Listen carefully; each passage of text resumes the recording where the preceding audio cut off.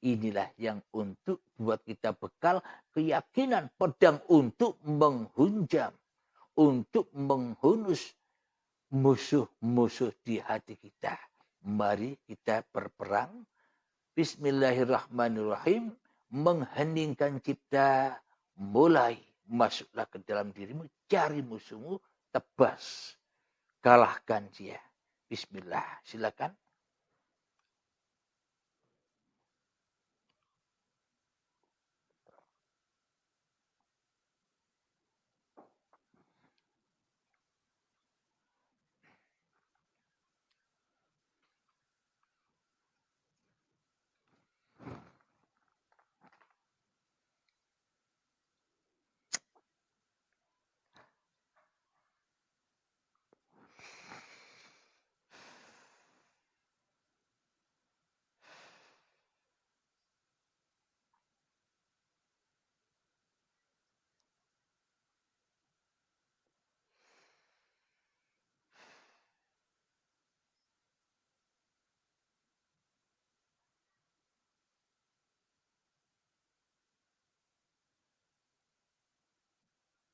Temui hidup. Hidup yang Anda sangka selama ini hidup Anda, temui. Carilah hidup yang Anda akui sebagai hidup Anda itu.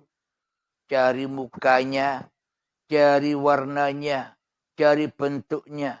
Apakah hidup yang Anda akui selama ini berupa?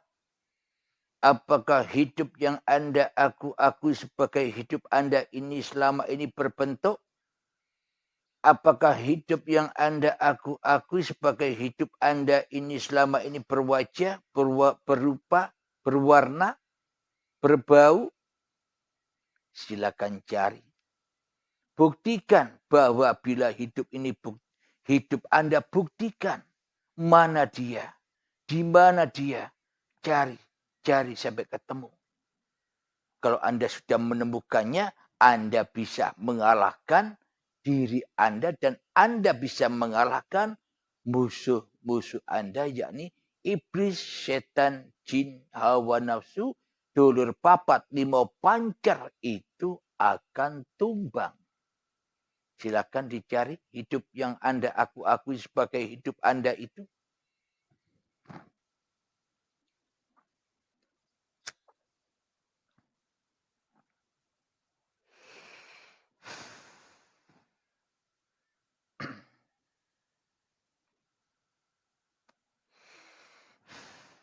Bagi sahabat-sahabat yang sudah berbaiat, Anda kan sudah tahu. Tidak usah melakukan ini lagi.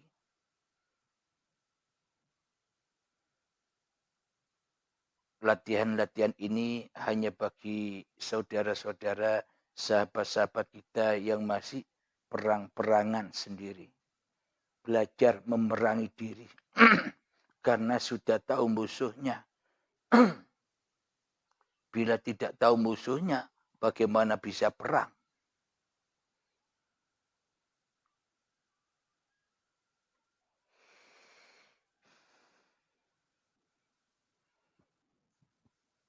Mengheningkan cipta selesai. Alhamdulillahirrabbilalamin. Bagaimana rasanya berperang?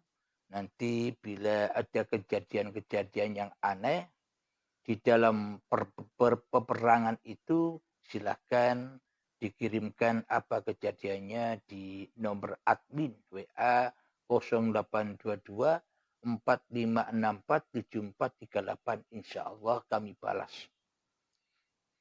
Alhamdulillahirrabbilalamin.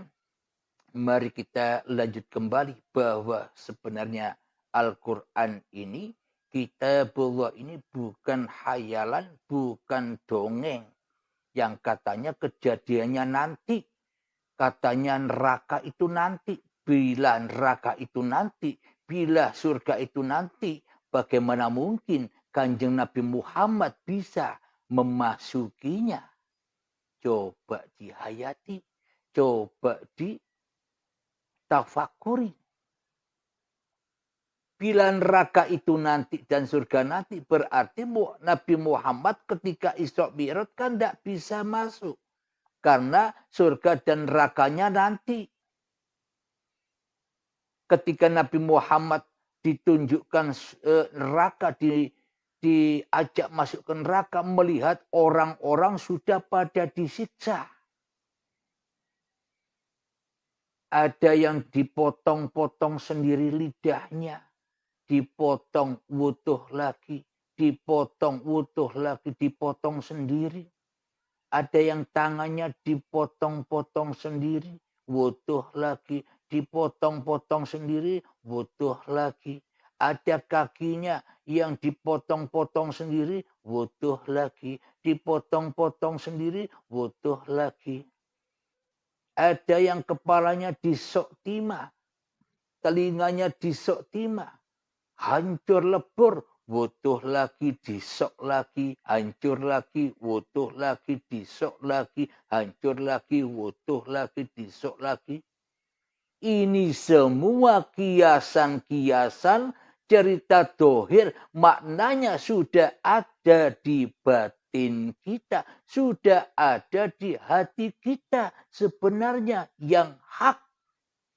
Kalau kita memandang siksaan itu siksaannya dohir. Yang mana mampu dohir kita ini menahan siksaan. Dipotong-potong, dipenggal, ya mati. Tidak bisa hidup lagi. Tidak kuat. Apa yang kuat untuk disiksa? Apa coba? Hatimu itu yang kuat disiksa.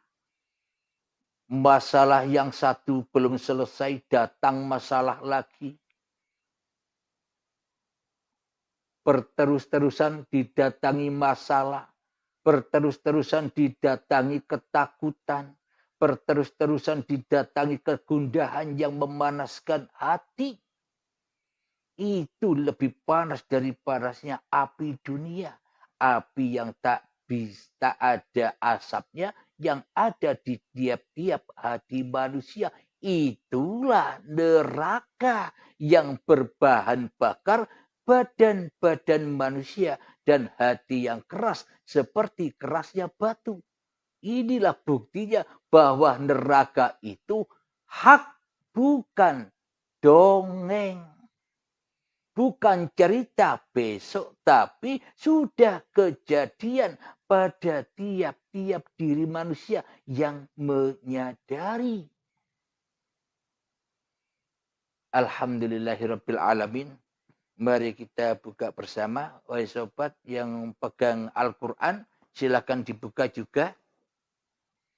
Biar kita sama-sama menyimaknya. Kenyataan hak kebenaran Al-Quran bukan dongeng, tapi nyata. Al-Quran itu yang ada di tiap-tiap hati manusia. Karena hati manusia itulah kitabullah. Tapi selama ini kita jadikan hati kita sebagai kitabnya setan.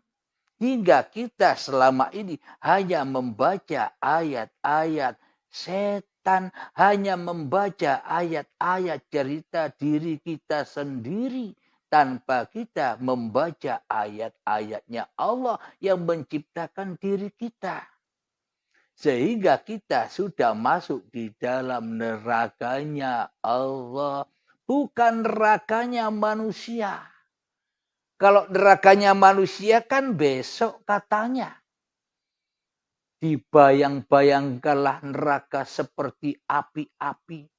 Contohnya begini.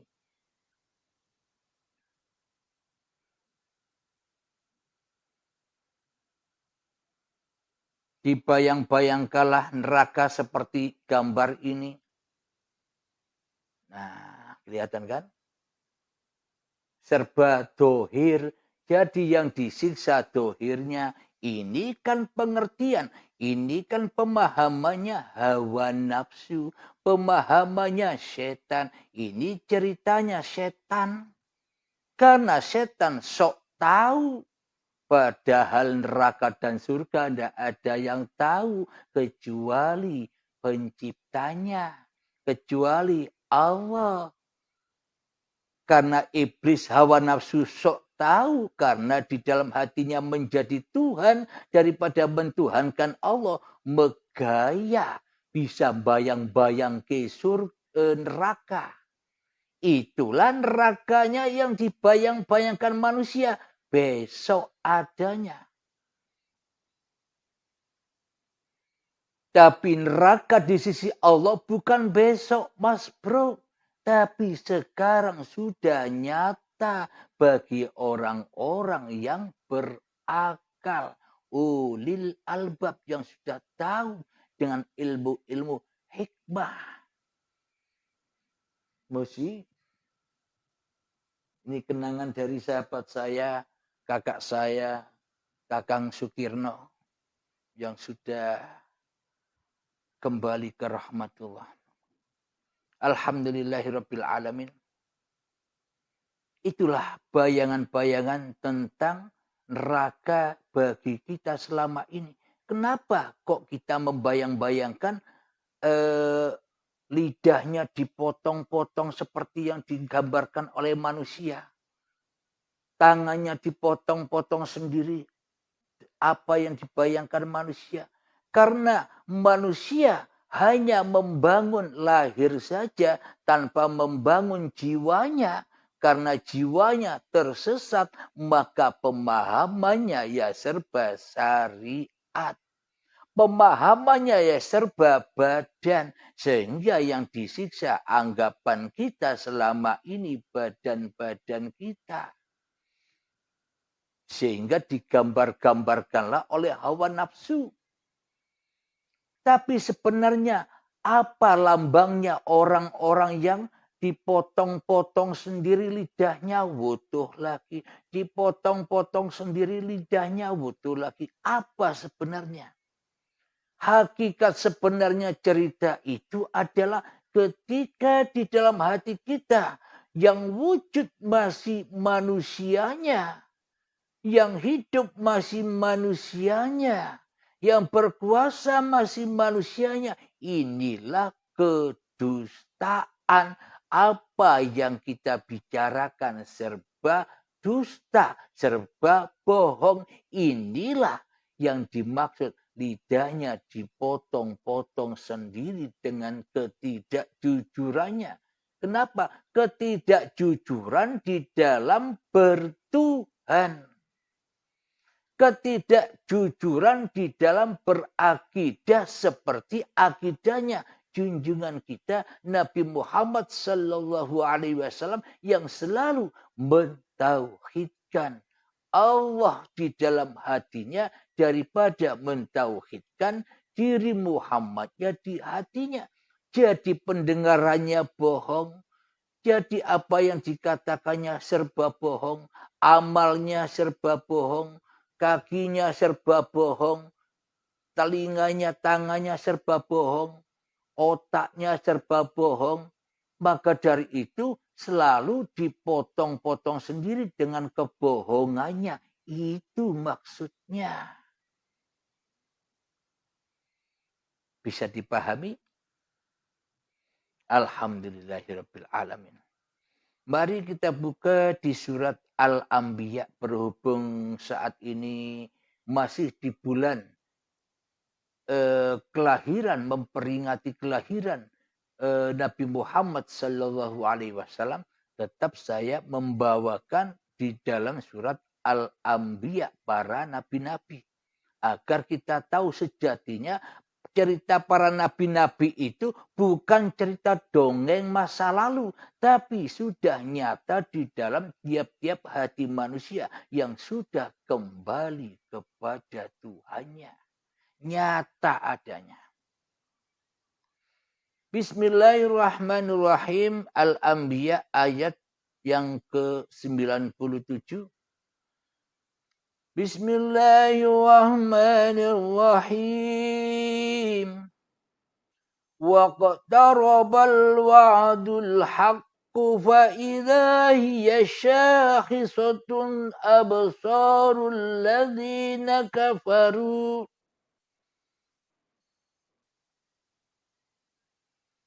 Ya wailana qad kunna fi ghaflatin min hadza bal kunna zalimin. Yang artinya, dan apabila janji yang benar hari berbangkit telah dekat, maka tiba-tiba mata orang-orang yang kafir terbelalak. Mereka berkata, alangkah celakanya kami. Kami benar-benar lengah tentang ini. Bahkan kami benar-benar orang yang zalim. Ini seolah-olah ceritanya orang yang dekat dengan sakaratul mautnya. Seolah-olah kan demikian. Tapi coba hayati. Ini kan cerita kita sendiri selama ini. Anda selama ini tidak tahu kebenaran, haknya Al-Quran. Setelah mengikuti paparan-paparan uripe Allah, Anda terbelalak, terbuka mata hatinya. Yang mana kita selama ini telah salah bertuhan. Kita selama ini telah salah dalam berakidah. Kita selama ini telah salah di dalam beriman. Kita selama ini telah salah di dalam berakhlak, bertakwa kepada Allah. Makanya kita selama ini sebelum ditunjuki, diberi hidayah oleh Allah, kita terbelalak. Loh kok begini ya? Kok tidak sama dengan ajaran-ajaran yang selama ini kita ikuti? Ya inilah kebenaran Al-Quran. Anda ikut Allah apa ikut setan? Anda ikut Allah apa Anda ikut Anda sendiri? Dan apabila janji Allah yang benar hari berbangkit telah dekat, maknanya hari berbangkit itu telah dekat. Apa maknanya? Anda mulai sadar. Anda mulai sadar dengan kesalahan-kesalahan Anda. Kita mulai sadar bahwa selama ini kita tak pernah sholat. Kita sadar bahwa selama ini kita tak pernah ibadah. Bagaimana mungkin kita bisa sholat dan ibadah selama ini? Karena selama ini yang wujud di dalam hati kita masih diri manusia kita. Maka sholat-sholatnya pun kita potong-potong sendiri. Kita hancur-hancurkan sendiri selama ini. Alias tidak diterima oleh Allah. Itulah yang membuat mata hati kita terbelalak, kaget. Karena Anda sudah mulai sadar, inilah kedekatan hari kebangkitan, bangkit kesadarannya. Bukan bangkit badannya seperti kecamba, cepluk, cepluk, cepluk, katanya kan begitu ceritanya. Hari kebangkitan besok adanya. Bila hari kebangkitan besok adanya, berarti Al-Quran ini cuma dongeng. Sudah disebutkan semua oleh Allah. Dan apabila janji yang benar hari kebangkitan telah dekat, maka tiba-tiba mata orang-orang kafir terbelalak. Siapa yang kafir? Kita selama ini kan orang kafir. Karena tidak mentauhidkan Allah. Karena di dalam hati kita mentauhidkan hawa nafsu kita sendiri. Selama ini kita kafir di sisi Allah. Meskipun kelihatannya di sisi setan. Meskipun kelihatannya di sisi manusia. Kita tidak kafir menurut manusia. Karena kita selama ini beragamakan setan, ikut setan aturannya. Kenapa? Karena Allah sudah dikalahkan di hatinya. Mari kita lanjutkan kembali. Maka tiba-tiba matanya orang-orang kafir terbelalak. Mereka berkata, alangkah celakanya kami. Kami benar-benar lengah tentang ini. Nah, Anda mulai menyadari kesalahan-kesalahan Anda. Kita mulai menyadari kelengahan-kelengahan kita setelah mengikuti paparan-paparan di uripe Allah. Bahkan kami benar-benar orang yang zalim. Kita sudah ngaku saat ini setelah mengikuti berbagai paparan-paparan uripe Allah, kita mengakui bahwa selama ini kita zalim kepada diri kita sendiri. Kita tidak menyelamatkan diri kita sendiri. Ku anfusakum, selamatkanlah dirimu, wa ahlikum nar, dan akan selamat semua keluargamu dari api neraka. Tapi kita selama ini tidak menyelamatkan diri. Kenapa? Karena tidak tahu diri. Kenapa? Karena tidak merasa bahwa dirinya iblis dan setan yang tidak mau sujud kepada dirinya, yang tidak mau sujud kepada keadaman, ketiadaan dirinya yang ada hanya Allah. Itu yang membuat hati kita selama ini kebuntel, kebelenggu di dalam mencari Tuhan. Karena yang jadi Tuhan kita sendiri. Ya selamanya kita takkan pernah bisa berjumpa dengan Tuhan. Mohon maaf.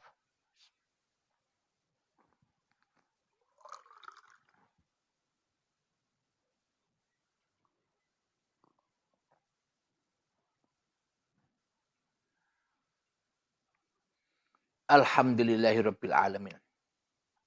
Mari kita ulangi lagi ya. Dan apabila janji yang benar hari berbangkit telah dekat, maka tiba-tiba mata orang-orang yang kafir terbelalak. Mereka berkata, alangkah celakanya kami. Kami benar-benar lengah tentang ini. Bahkan kami benar-benar orang yang zalim. Sudah Anda akui bukan? Berarti ini cerita orang lain apa cerita kita sendiri? Inilah bukti kenyataan bahwa Al-Quran itu bukan cerita dongeng saja, tapi nyata di hati kita. Wahai sahabat-sahabatku yang kucintai. Kita setelah sadar kita ini orang-orang kafir, orang-orang yang zalim selama ini kepada Tuhan yang telah menciptakan kita. Kita telah terlepas dari hablum minallah. Dan terlepas dari hablum minannas. Bila hati kita terlepas dari hablum minallah, pasti hablum minannasnya tersesat. Maka dari itu lidahnya dipotong-potong sendiri serba bohong. Tangannya dipotong-potong sendiri serba dusta amalnya. Kakinya dipotong-potong sendiri serba dusta bohong apa yang diamalkannya.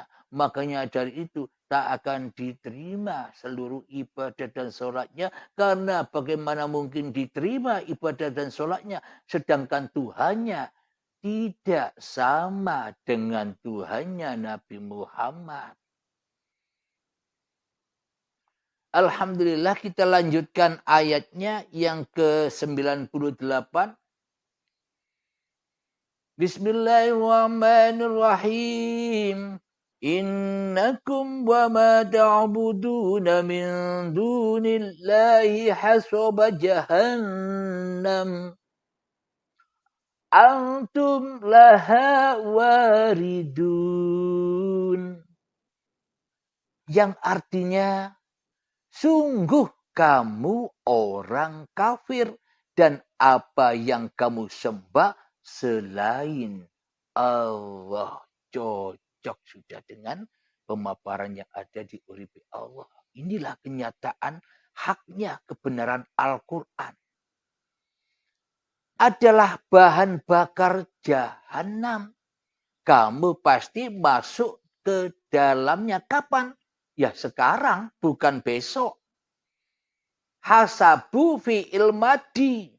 bukan fi'il mudhari. Kalau fi'il mudhari'nya hasoba yuhasibu. Ini lafalnya hasobu. Berarti sudah masuk jahanam. Sudah di dalam neraka. Kapan? Apa besok? Inilah buktinya. Jadi Nabi Muhammad sebelum bertemu dengan Allah sudah masuk neraka. Maknanya sudah ditunjukkan orang-orang yang sudah disiksa. Berarti nerakanya kan sudah terjadi. Tidak usah nunggu besok-besok lagi. Sungguh kamu orang kafir dan apa yang kamu sembah selain Allah yaitu orang kafir. Bila yang wujud diri manusia kita, bila yang hidup masih manusia kita, yang berkuasa di dalam hati kita masih diri kita, itulah orang kafir, kata Allah di dalam Al-Quran ini. Sungguh kamu orang kafir dan apa yang kamu sembah selain Allah. Makanya bila kita tidak disebut orang kafir oleh Allah, maka yang wajib wujud di dalam hati kita, ya Allah ketimbang kita. Baru itu dikatakan orang beriman. Adalah bahan bakar jahanam, kamu pasti masuk di dalamnya. Apa bahan bakarnya? Banyak. Hidup yang diaku-akui hidup manusianya. Badan yang diaku-akui badan manusianya. Hati yang keras melebihi kerasnya batu yang diaku-akui sebagai hati manusianya. Dan apapun cinta-cinta di dalam hati kita, cipta-cipta yang ada di dalam hati kita, amal-amal yang ada di dalam hati kita, ilmu-ilmu yang ada di dalam hati kita, itulah api-api neraka yang membakar kita selama ini. Nyata. Berarti bila nerakanya besok, ya kan dongeng. Karena tidak nyata.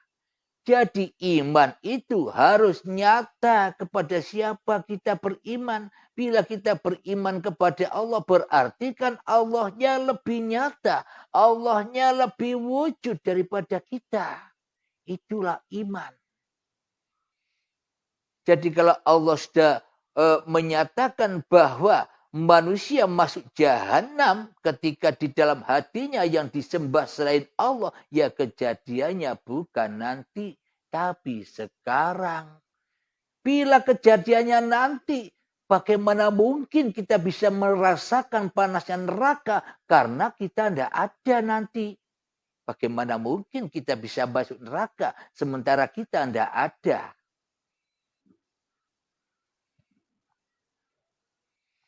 Alhamdulillahirabbil alamin. Mari kita lanjutkan surat Al-Anbiya ayat yang ke-99. Bismillahirrahmanirrahim. Lau kana haula'i alihatan ma waraduha wa kullu fiha khalidun. Yang artinya seandainya berhala-berhala itu Tuhan, tentu mereka tidak akan memasukinya neraka itu. Tetapi semuanya akan kekal di dalamnya. Apa maknanya? Mari kita baca lagi, tolong dihayati, tafakuri, masuk ke dalam diri Anda biar nyantol, biar paham. Seandainya berhala-berhala itu Tuhan, seandainya apa yang kita cintai di hati kita selain Allah itu Tuhan yang kita pertuhankan, tentu mereka tidak akan memasuki neraka. Maknanya, bila yang ada di dalam hati kita ini manusia dan apa yang kita cintai, tentunya mereka tidak akan membakar hatimu bila itu Tuhan. Kata Allah begitu.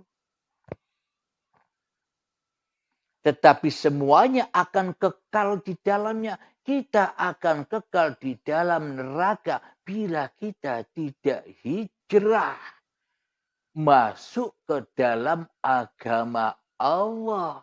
Apa?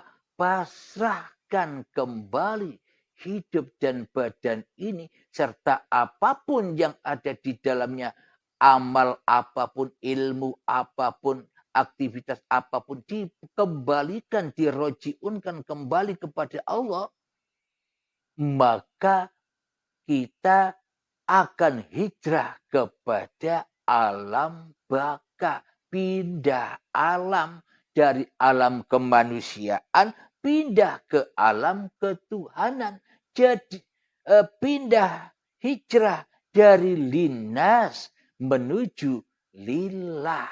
Itulah hijrahnya para nabi dan hijrahnya para rasul. Jadi Tuhannya sama meskipun syariatnya beda. Jadi Tuhannya sama meskipun beda zamannya. Jadi syariatnya pun sama meskipun beda laku-lakunya. Tapi hatinya sama, diuripi oleh uripe Allah daripada uripe manusianya. Alhamdulillahirabbil alamin. Semoga saya khususnya dan semoga kita semua senantiasa dipahamkan oleh Allah Subhanahu wa taala, dimudahkan di dalam peperangan, dimudahkan di dalam berhijrah kepada Allah. Amin amin ya rabbal alamin. Sebelum kita akhiri, marilah kita kemahkan shalawat dari min daf'ul bala. Allahumma salli ala Sayyidina Muhammad wa asghili zalimin bi zalimin. Allahumma salli ala Sayyidina Muhammad wa ashghili zalimin bi zalimin wa akhrijna min bainihim salimin wa ala alihi wa sahbihi ajma'in. Alhamdulillahi rabbil alamin. Allahumma ya qadiyal hajat, Allahumma ya mujibad da'wat, Allahumma ya rafi'ad darajat, Allahumma ya muhillal mushkilat, Allahumma ya syafiyal amrad, Allahumma ya kafiyal muhimmat, اللهم يا دافع البريات اللهم اختم لنا بالإيمان اللهم اختم لنا بالإسلام بجاه سيد المرسلين ربنا آتنا في الدنيا حسنة وفي الآخرة حسنة وقنا عذاب النار وصلى الله على سيدنا محمد وعلى آله وصحبه وسلم والحمد لله رب العالمين. Akhir kalam. Assalamualaikum warahmatullahi wabarakatuh.